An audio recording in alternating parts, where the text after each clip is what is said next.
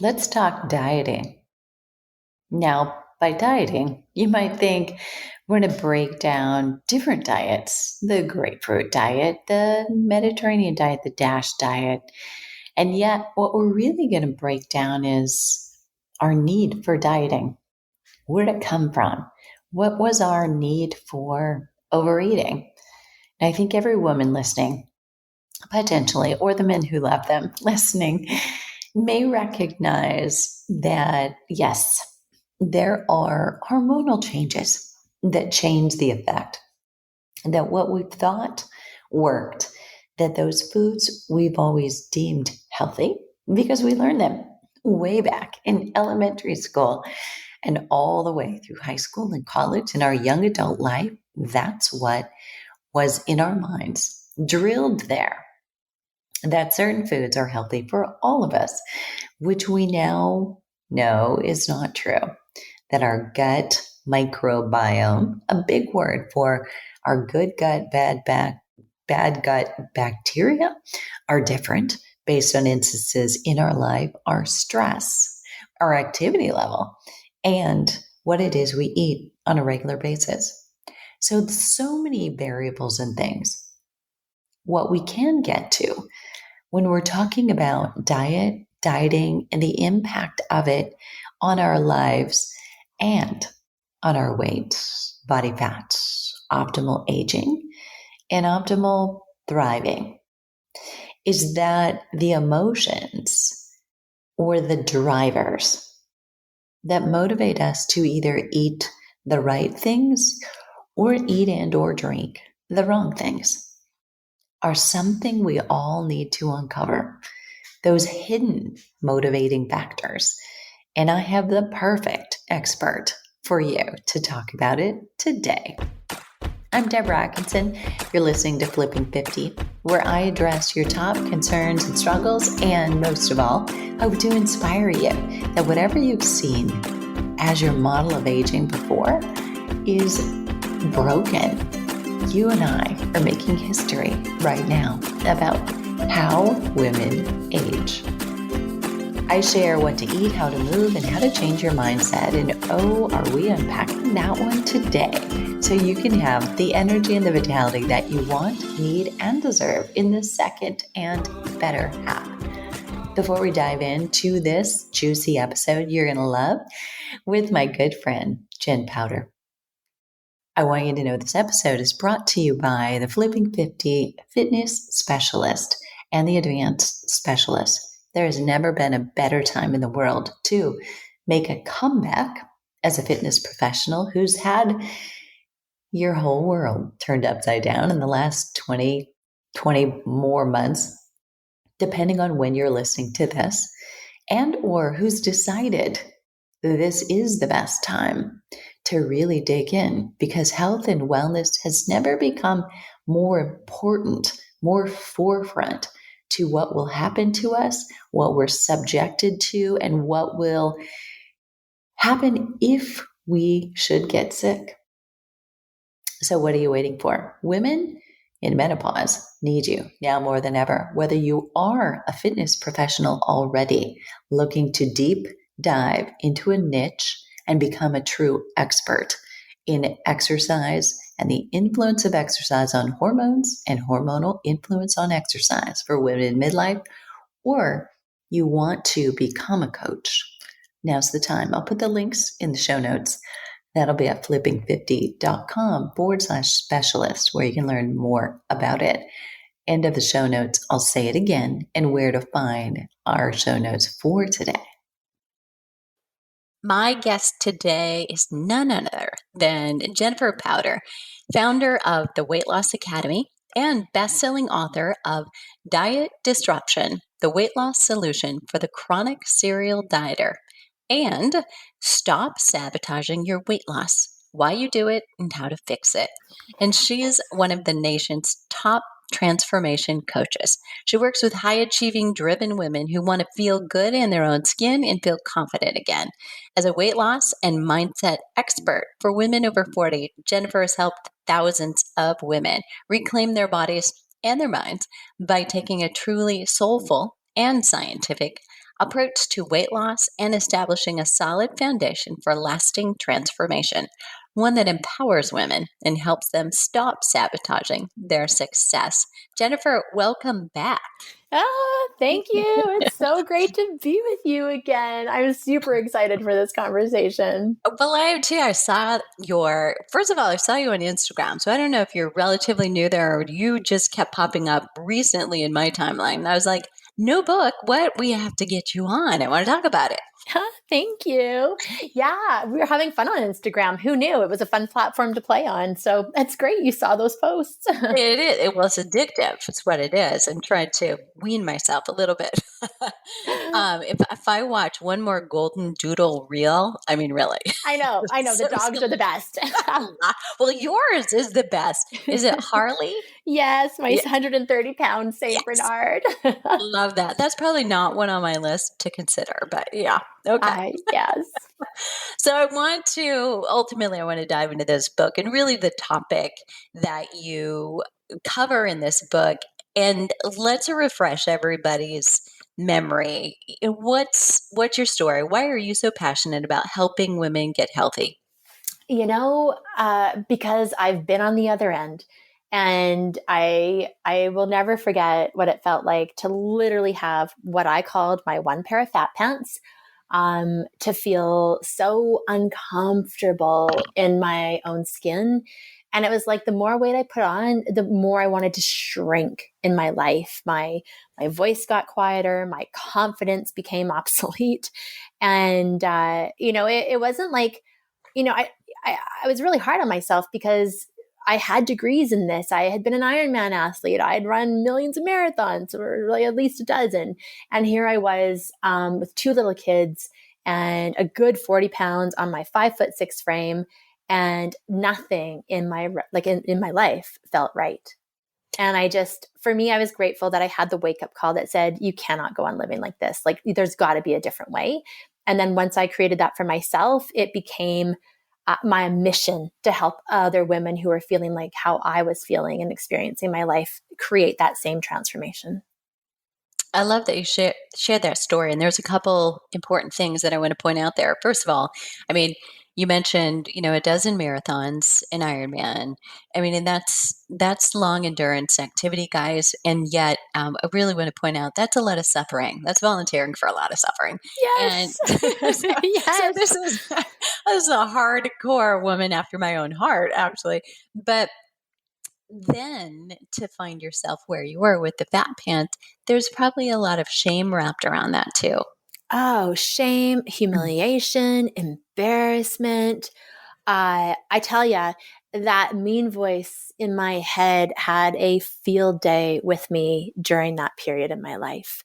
From just, what's wrong with you? You're so stupid. The voice was so incessant and the chatter was so prolific that for me, it was really difficult to not believe those things about myself, that somehow, it was that's why I say soulful journey, because we got to be able to learn how to turn that mean voice down.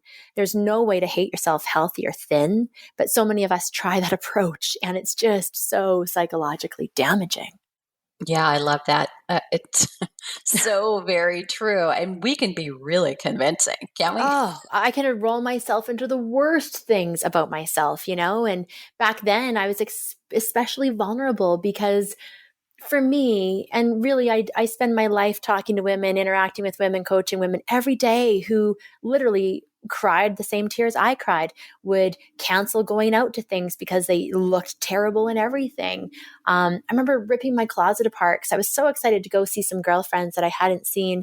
And I ended up literally on the floor in the fetal position with all my clothes on the bed because not one thing fit. So I called them, lied, and said I was sick. It just brought me to really one of the lowest points in my life. So hard. But now we get it. So we get where that, passion about helping them, but really compassion comes from. Mm-hmm. In your book, you take a hard stand against the dieting industry. And I'm thinking, go, you go, you go. So tell all the listeners why specifically. Yeah, the dieting industry preys on the vulnerabilities and insecurities of women. Like for anybody listening, think the last time that your pants were tight, or you become instantly like, oh my gosh, I'm willing to do anything. And there are such quick uh, all of these dirty, quick weight loss solutions out there that leave women worse off than before. And again, both physically and psychologically. And when I talk about dieting, I'm talking about the things, diet is what we put in our body, but it's also the attitudes that we have around what we put in our body. And so the fear mongering around food groups and this is bad and this is good and this is right and this is wrong and black, white, on, off. It's so paralyzing that kind of rigidity literally sets a woman up for failure. And so I do have a mission to disrupt the dieting culture and the addiction that we can develop with dieting, constantly believing that there's something magical out there that's going to fix us.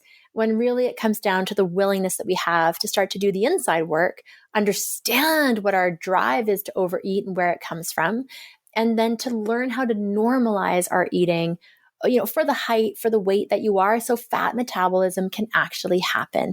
It's science, it's not magic. Love that. Love that you've simplified it really when it comes down to it. And I think that is especially, in working with women over 40 or 50 or 60, obviously over 40 capsules, all of them, it's finally, I think, that we arrive at this place where we want to know why. Yeah. Before we're willing to jump. And Yes. before we were like, okay, just jump in, just tell me what to do, I'll do it, whatever. I don't even want to know, what it is or what I'll not be able to eat, or just tell me. And we would do that, but we're not so willing to be blind anymore. Totally. And there's something beautiful, I used to think when I was younger at 20 that like 30 was old. And, here I am at 46 and I am working with women in their 50s and 60s who are, and 70s, frankly, who are amazing. And what I realize is there's this beautiful thing that happens with aging for women.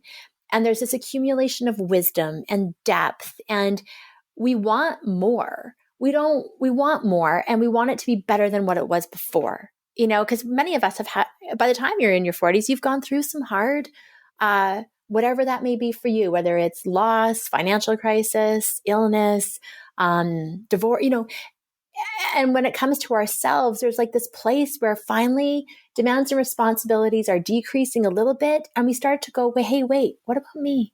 Where'd I go? And I just think it's such an incredible wake up call. And that's how I look at it for any woman who's like, yeah, I don't want to keep living like this. I feel uncomfortable in my skin. I can't do things. I'm getting worried about my health and aging. That there's just this beautiful opportunity to reinvent, recreate, and create change. And it's possible. It's never too late. We're never too old, right? For sure. Oh, for sure. I think it's funny. You look back at like now, you look back at those pictures of you when you were 30 and you thought you were old, right? I mean, so imagine like when we're 80, we're going to look back at this moment right now and think, Yes. and we were complaining we were old. Right. Yes. What? Perspective. It's perspective. Totally. And totally I love it because I've got a 73-year-old client who came to me and she's like, my mom died at 93. If I've got 20 years left, I'm going to make sure that I've got quality in my life. And I don't want to live at this weight. I can't do the things I want to do. And she was so inspiring to me because she has decades of weight loss failures behind her, but she also had conviction and hope that no, she needed to change, and her life, the quality of her life was dependent on it. And she's doing great. But often these methods that we try, I really stress that sometimes women think, oh, why am I such a failure? And we have to recognize, no, those methods are failing you. Yes. You can't live nutritionally depleted, constantly burning the candle at both ends, and emotionally numb and expect weight loss to be permanent. Love that. And I also love that, we talked about everybody, women over 40 tend to want to know more about the why and the tell me why so that I'll be more motivated. I can connect the dots here about what I'm going to do. But I also think that, like you've mentioned, the motivation is less about like how I will look to other people and more and more. We just finished a challenge, for instance, And there were 300 women, and they're all filling out this after evaluation. Like, what were the aha moments? And they filled out a what do you want most from this 10 days? And they knew up front, this is not, I'm not punishing you for 10 days. I won't do that, won't play that game. This isn't it. Go away if you want that. Yeah, And yeah. and most of them included something like, I want to move more regularly. It was not the, I want to lose weight. That was in Yeah. there, but I want to move more regularly. I want to age more optimally. And I had put those in. So they just had to check a box. But I Yeah. find it so interesting that 10 or 20 years ago, I would have never gotten those kinds of responses from that set of women, 20 and 30 something year olds. So I love, the way we're maturing. Oh, totally. Totally. So I always say that, you can be vanity driven or health driven or both. I remember for me, I wanted to look good in a pair of jeans and a tank top and not feel disgusting in my body. But it was deeper than that. My kids were little. I wanted to be able to play and do things. And I had a vision of how I believe my life should unfold from an activity perspective and a health perspective. Plus, I had the benefit of my mom and the role modeling she had with self-care, which by the way was awful, and seeing how it shaped her whole retirement. And I Hmm. knew I didn't want that for myself. Okay. So, for our listeners who know you are a weight loss expert and you are founder of the Weight Loss Academy, they're like, when are you going to get to the weight loss, please? Okay. So, Yes, yes. for those women who've tried it all to lose weight, what do they do next? Well, number one, they gotta recultivate their own hope. So you gotta remember that the body is designed to heal and it's designed to function well for you. That is just fact.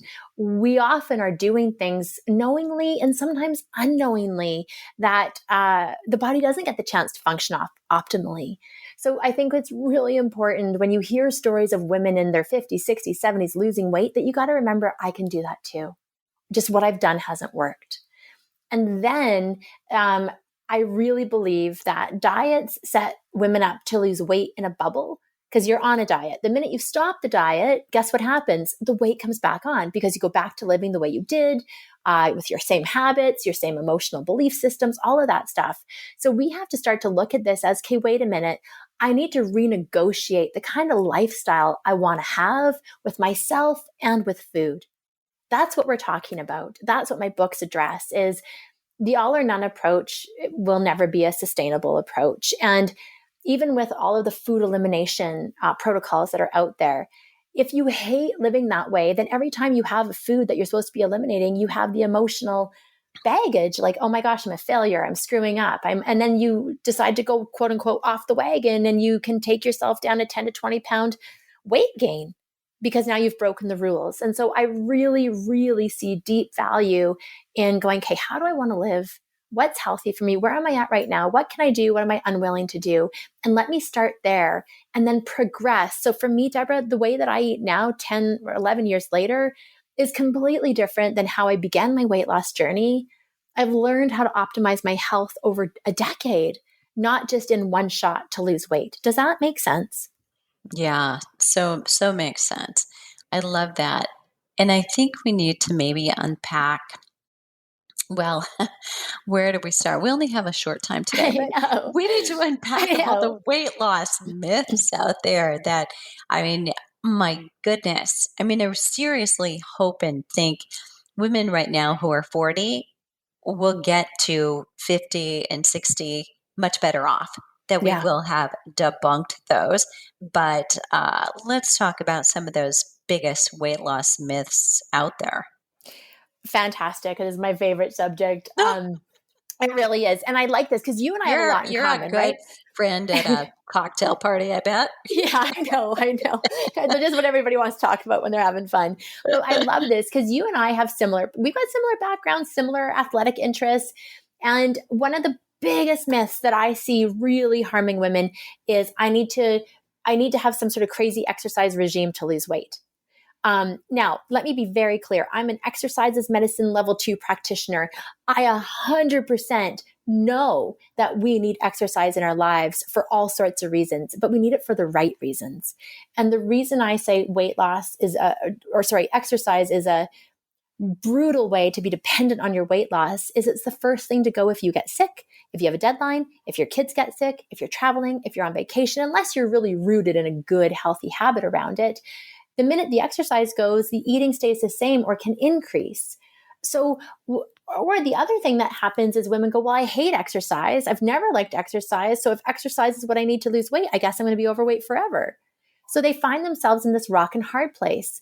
And I really believe that we have to embrace exercise as a tool for our health and our well-being, but we have to focus on the food and the emotional aspects of why we're eating, what we're eating, when we're eating it, and nail that first, and then adopt the next healthy habits around exercise. What are your thoughts on that? Yeah, totally love that. I think there's a lot of, hold on, let's just stop and look at what's the motivation here? Why do I really Yeah. want this? Because I think, like everything else, I don't know about you, but I've always thought that SMART goals were dumb. I mean, Yeah, me because too. you too? Okay, because there's no plan for what about the obstacles? Like, how are you going to handle those? Because let's just face it. I mean, if you're a woman in between 40 and 60 or 70, somebody's going to get hurt, somebody's going to die, a baby's going to be born, there's going to be a divorce, there's going to be an accident, there's going to be a tragedy. And I mean, sometimes it feels like that all happened on Friday, you know? Oh, yes, I hear It's that you. moment. And so I think you've got to plan a little bit differently and know, what am I going to do? And I think there also is that big. This is where you and I come in, and where I think some women, strong women, may feel like, oh, I should be able to do this myself. But I think we all Oh, need accountability. that's the biggest myth out there.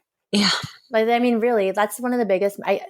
It holds women back from getting support, and it's like somehow if we reach out and get support, we're weak or our ego goes crazy and goes, no, you should figure this out. But why do we believe that?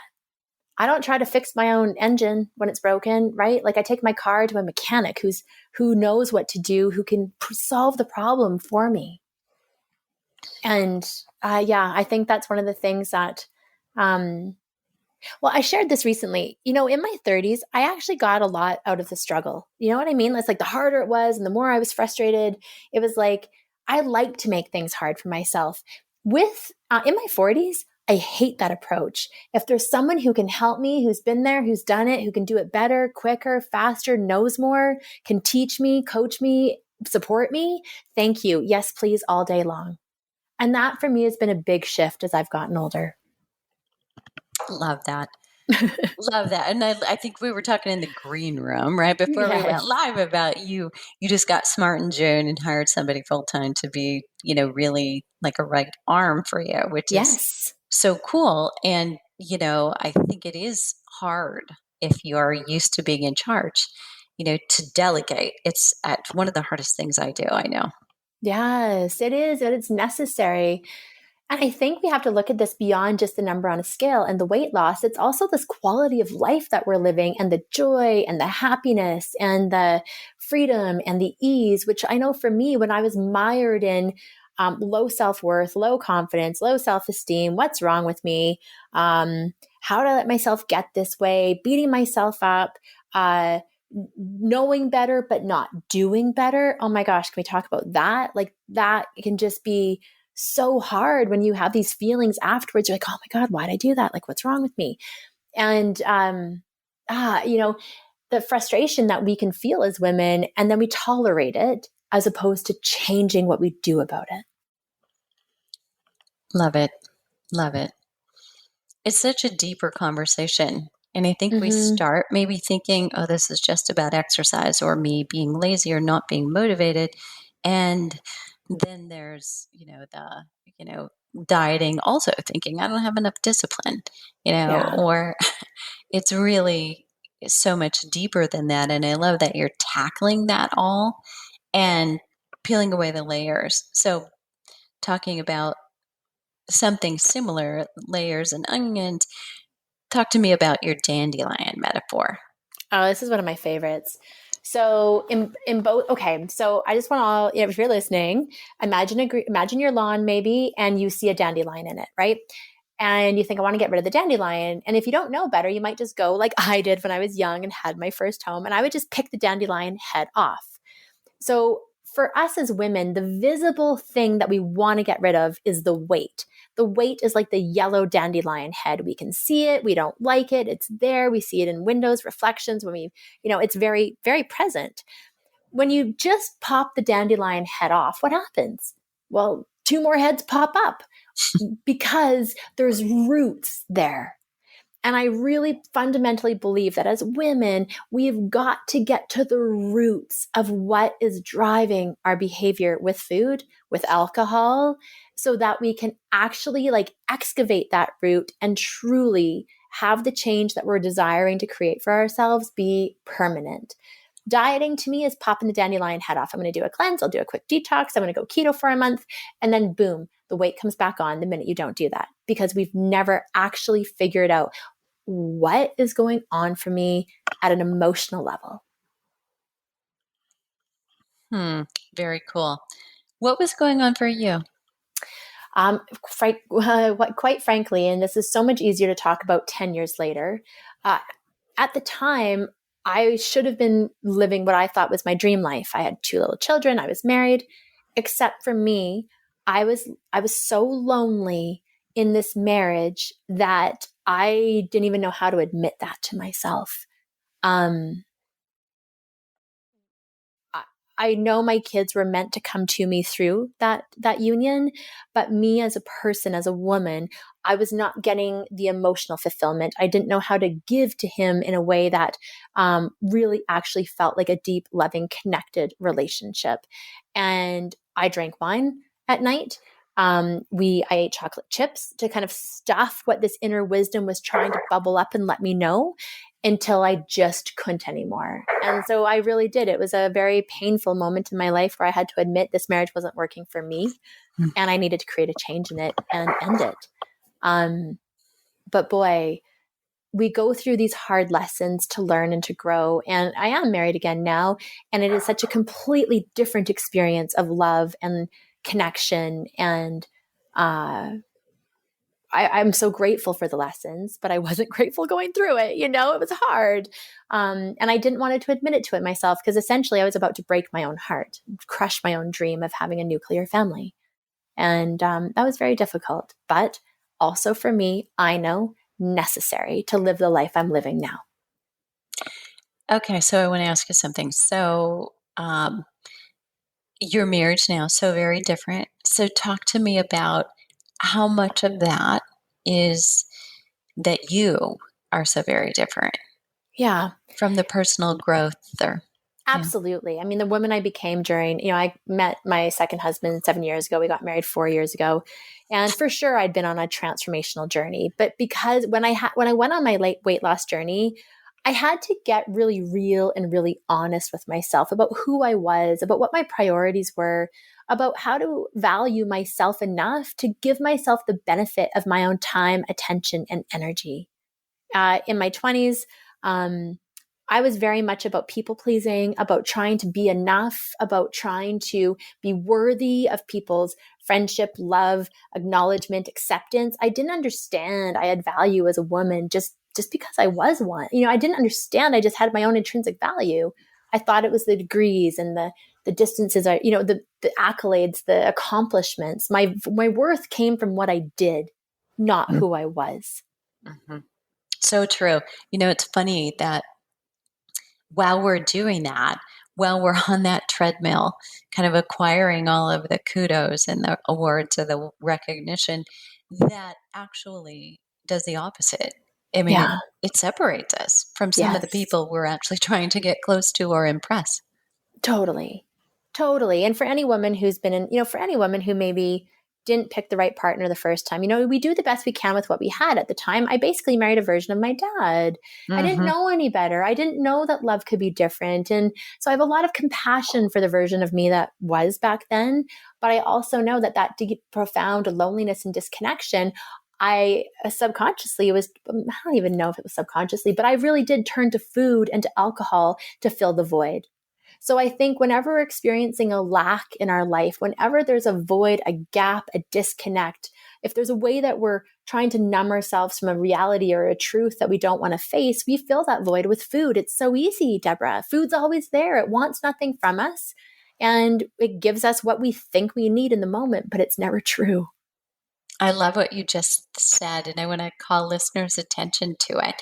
So it's very clear that you've done the work, done the personal work, because of the way you just spoke about your younger you and the compassion that you have. Because I think so many of us can. And I'd love for listeners just to treat this as a rhetorical question or statement that when we think about our younger selves, I think sometimes, we're just shaking our head and not necessarily dishing her, but thinking, how silly or maybe immature, or rather than giving that, what you just did, the respect for, she did the best she could in the moment she was in with the knowledge and the emotional maturity maybe that she had. So the Yeah. way you spoke of yourself was just so much like a good friend. Yeah. Yeah. And it's the same reason I don't do a lot of quote unquote before and afters Mm-hmm. on my website and my marketing, because a woman's body carries us through this journey of life. And whether you've birthed babies, held a dying parent's hand, um, had experiences, have gone through trauma, whatever that means in your life, your body has gotten you through it. And now, if you're choosing to change it, to change the shape of it, to change the health of it, to change the way you treat it, then that's a profound choice. But we don't get to shame the body that we've lived in. I really feel strongly about that, because that shame and that punishment it's an energy that blocks us in many ways from moving forward. I really think we need to honor the bodies that have taken us to this point, and then become empowered about making new and different decisions, either because we can, because we have more space, because we have more resources, we know better, we can do better, but to never betray that body that we've lived in. It's done a lot for us. Oh, I love that. And I love the way you started that, because I had this conversation yesterday with someone.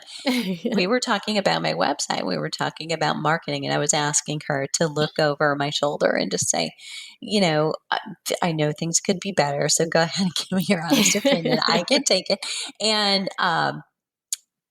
he said, well, where's your, transformation pictures? And I'm like, I just choose not to. I consciously chose not to show before and after pictures. So we are like twin sisters here. Kindred spirits, I tell you, right? Yeah. I knew it from the minute I met you, which is 7 years ago, by the way, isn't that crazy? That is crazy. Yeah. Yes. Oh my gosh. And so I should have said this earlier, because I was definitely thinking of it. So it is too bad. We just do an audio only podcast, but so many of my friends are just beautiful. And I mean that in a radiating health from the outside and or inside out. And Jen is one of those. So it's a shame that we're not doing a video today with Thank her. you. But then before we wrap up, I would love to, if you can, without just giving away the whole book, what would be 3 takeaways from your book that you think our listeners should know? I'm going to refer to my second book, Stop Sabotaging, because what I really have come to learn is women are smart. We know a lot. You're listening. You probably know the top 5 things you could do to lose weight. I think where I want women to go to is when and how and why are they sabotaging? And there's 3 categories of sabotage that I want to share. One, it's simple physiological sabotage. It's burning the candle at both ends. It's being chronically, mildly dehydrated, using coffee, wine, juice, pops, or whatever to try to get your liquids in, and neglecting water.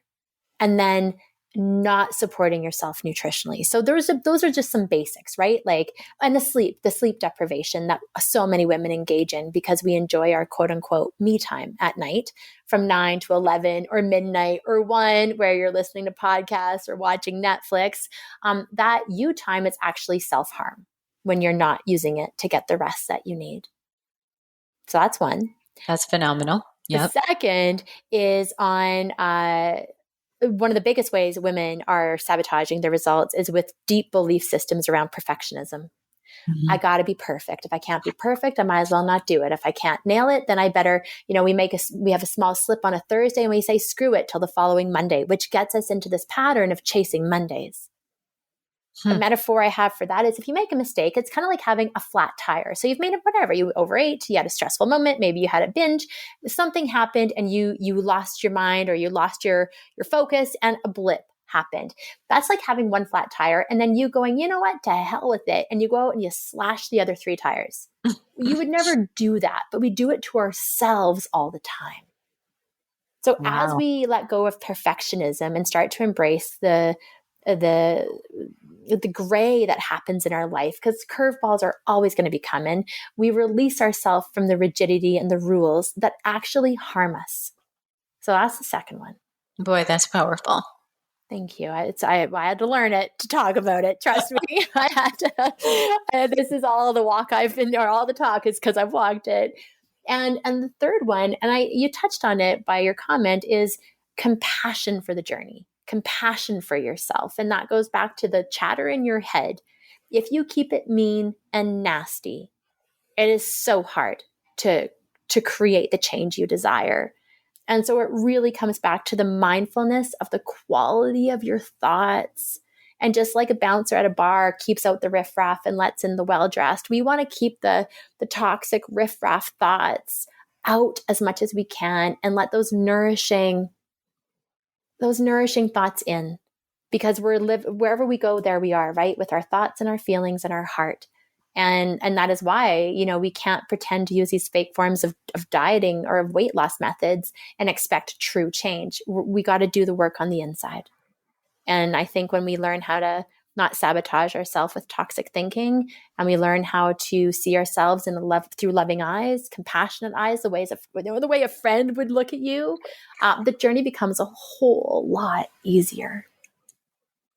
So powerful. Jen, thank you so much for sharing, and thanks for those little nuggets of insight into your book. So again, everybody, the new book, Diet Disruption, the weight loss solution for the chronic serial dieter. And you probably want both these books on your shelf. So just in case, the other one was Stop Sabotaging Your Weight Loss, Why You Do It and How to Fix It. Okay, Jen, everybody's going to want to know, where do I get more Jen Powter? Well, so we're having a lot of fun on Instagram right now. So you're welcome to check me out at literally just Jen Powter on Instagram. But we also have a Facebook group for women who are over 40 who are wanting to be a part of my diet disruption movement and get the support to do weight loss in a different way, because I do have a different perspective on this as an expert in this industry. And it's literally called Diet Disruption Movement. So those are the two places I spend a lot of time. And I would absolutely love to connect, teach, help, support, motivate, inspire in whatever little way I can. So good. And you have a free copy for listeners.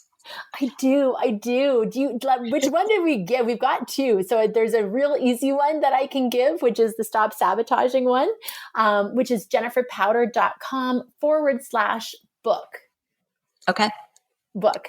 And I think if it's probably the one I would recommend. It's just it takes you a little deeper to sort of some ahas that you get to experience as you go. The feedback I've heard is, oh my gosh, I felt like you were in my head, or oh my gosh, that's just like what I do. And that's it makes you realize you're not alone and you're not crazy. There's just a different way to do this.